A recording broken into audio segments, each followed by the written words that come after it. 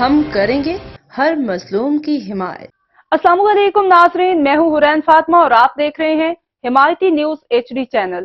نظر ڈالتے ہیں آج کی اہم خبر پر۔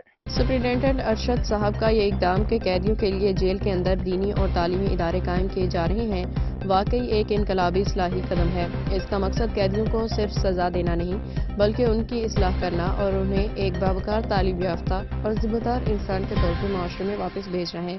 جیل کے اندر امام بارگاہ اور مدرسے کا قیام اس بات کی گواہی دیتا ہے کہ ارشد صاحب قیدیوں کو دینی تعلیم اور اخلاقیات سے روشناس کرانے کے ساتھ ان کی شخصیات سازی پہ بھی توجہ دے رہے ہیں۔ یہ اقدامات قیدیوں کو نہ صرف بہتر انسان بنائیں گے بلکہ انہیں یہ سکھائیں گے کہ زندگی کو مثبت اور نیک طریقے سے کیسے گزارا جا سکتا ہے۔ یہ تربیت اس بات کو یقینی بنائے گی کہ جب یہ قیدی جیل سے باہر جائیں تو وہ معاشرے میں بہتر انداز میں اپنی جگہ بنا سکیں، انسانیت کی خدمت کریں اور دوبارہ کسی جرم کی جانب نہ بڑھیں۔ اس قسم کی اصلاحی کوششیں جیلوں کے قید خانہ سے اصلاح خانہ میں تبدیل کرنے کے لیے ایک روشن مثال ہیں۔ ارشد صاحب کی یہ سوچ اور اقدامات یقیناً نہ صرف قیدیوں بلکہ پورے معاشرے پہ دیر پا مثبت اثر ڈالیں گے۔ ان کا یہ وژن تعریف اور تکلیف کے قابل ہے۔